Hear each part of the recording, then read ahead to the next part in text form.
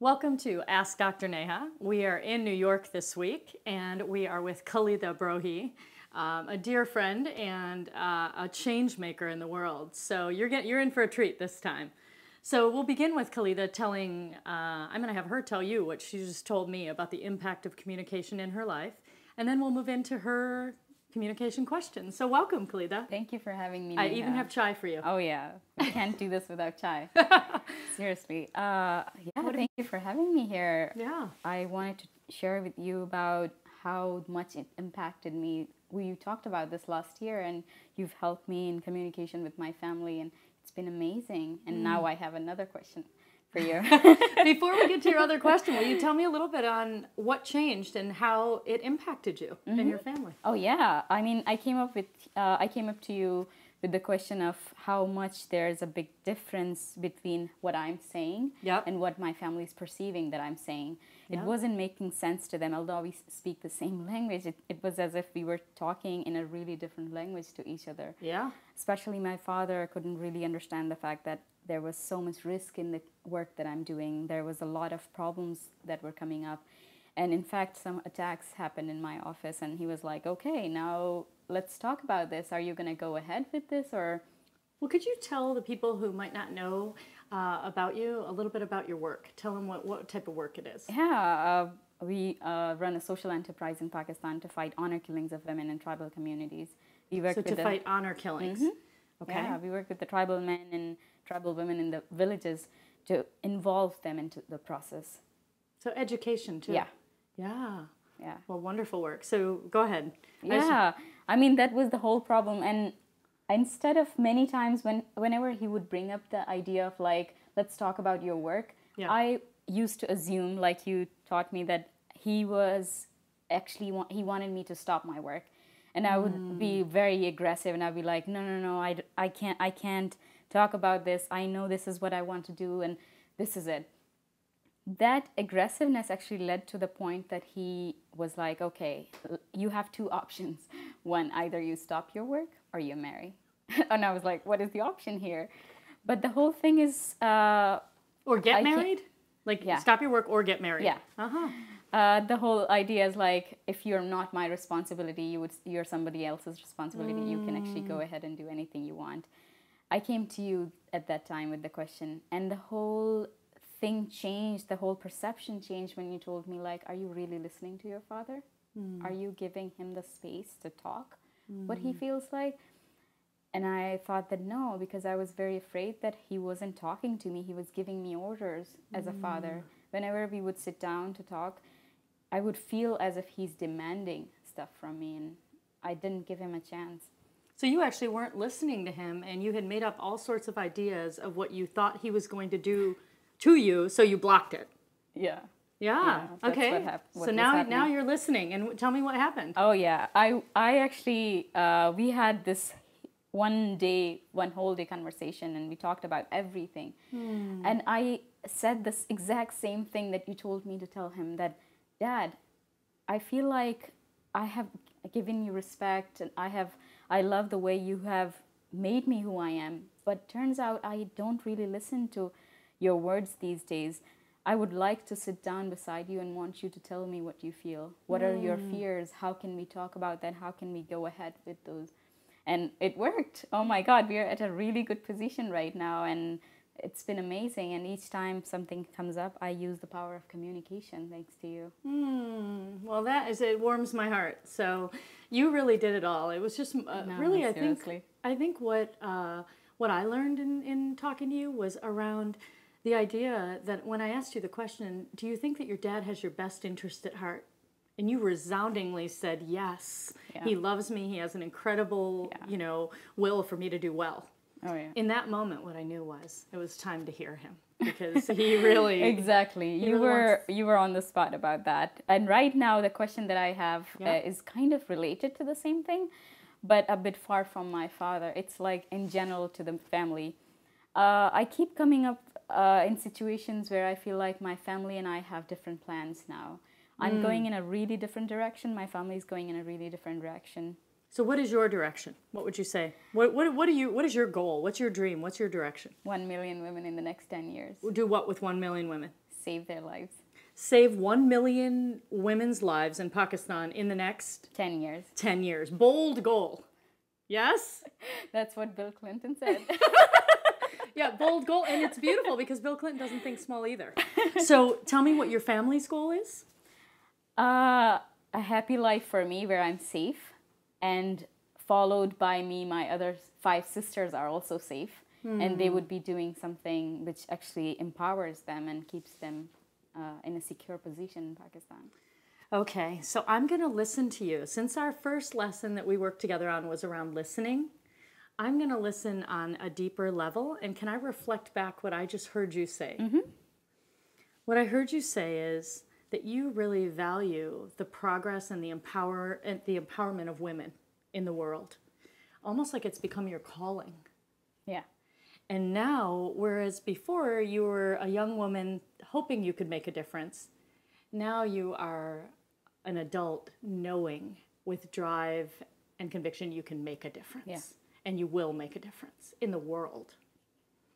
Your family, they still love you, same values, they've had that. And it sounds to me that they highly value safety for you, safety for them, and happiness and harmony. Yeah. Does that sound right? Especially because I'm the older daughter in the family, and they believe that everything that I do kind of goes back to like how my sisters are going to follow through and do the same thing. I mean, there are many, many times when my dad with pride says like, I want all of my daughters to be on leadership positions in Pakistan and change the country in a really good way. But he knows that there are consequences to everything. Yeah, there's risks, right? Yeah. With everything. Yeah. And with change, you know, you're going into a place that has not been gone before, right? You're creating a new path. So tell me where the disconnect comes between you and your family. It's usually when we discuss plans, I would come back home one day and I would talk about like, Mom, remember like how I was telling you about we are going to launch this new company and we are going to have women employed in different communities, and they would have their own small companies in the villages. And mom's like, is that a new idea? What, you keep coming up with new ideas, and how can you manage all that? And this is not fair. Like, you have to keep safe. You have to keep in one position. And I think there's a fear that I see in her, like, they had no idea how much it was going to evolve and become bigger and bigger every day. I mean, I had no idea either. But now that it's becoming something different than what we visualized, I'm accepting it. And I think I can't get my family to accept that yet. Okay, Khalida, do you want the good news or the bad news? Let's do both. Yeah, well, the good news is that you've found your calling in the world and you are seeing it manifest and make a difference. True? Yeah. The bad news is that not everybody shares that drive, that passion, that vision. And so there may be a time where you listen deeply to your family and you honor them and you simultaneously take into account your dreams. So everybody may not like the process as it unfolds, but you want to stay connected to them while you stay connected to your own dream. That's where the trick, comes in. It gets a little bit tricky there.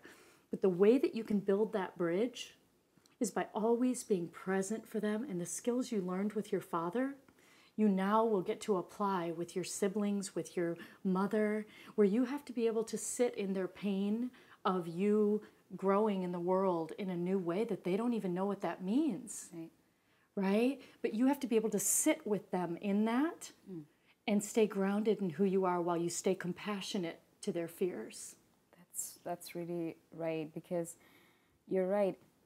There are times when I feel like I haven't invested enough in my family time because of the schedule, and I would usually go home and instantly I have to leave for another thing, and I feel like there's more need to be done over there. So tell me one thing that you could do to help build the connection to your family and sustain it, the one that you're hoping for.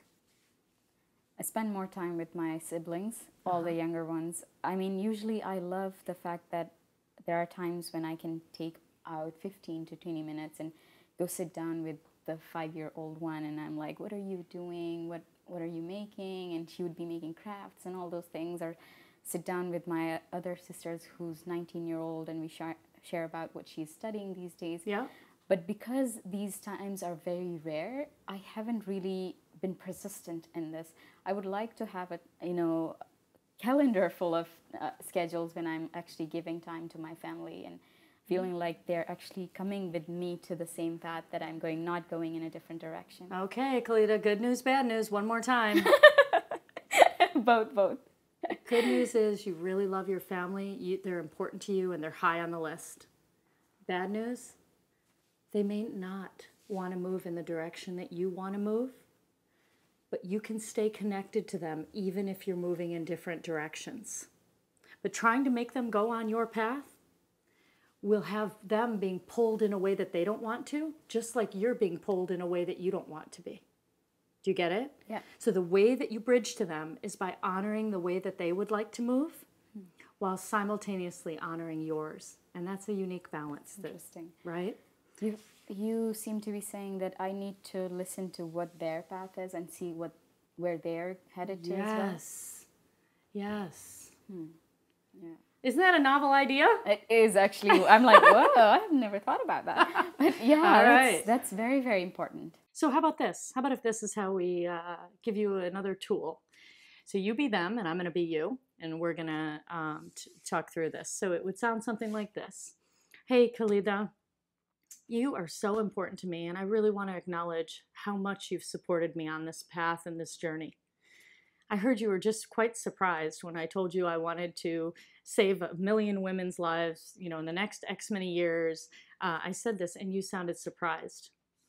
A couple things. First of all, I realized that sometimes we tell each other decisions after we've decided them, and we don't share the process together of making them. And so I'm going to do a better job of sharing that with you as I'm making those decisions. And also, what I realize is I'm not listening to you. I'm trying to make you agree with me. And one thing I've really learned is that if I want to feel connected to you, it's my job to listen to you as well. So please tell me what's important about my little sister going to that school. Please tell me. I'm curious. First of all, thank you for opening up like that. Thank you for telling me what you value, and also showing that you value my decision as well, and where we are headed to right now as well. And this is the story. Like, this is why we accepted this school, and we would actually like to involve you as well to see your opinion if you would like to talk about it. So do you see this? The secret is, if you want something, give it away. That's true. Yes. Here we go again. All right. Well, thank you so much, Thank you, Neha. Khalida. So for all of you out there who are thinking to yourself, I don't feel heard, or I don't feel respected by somebody else, I want you to know that the secret is you have to give it away first. So instead of blaming them, you want to ask yourself, where is it that I'm actually not listening to this person? Or where is it that I could be more respectful when I'm interacting with this person? So remember the secret. If you want something and you want it really bad, give it away first. So this has been Ask Dr. Neha. Thank you for joining us, and keep sending in your questions and I'll keep answering them.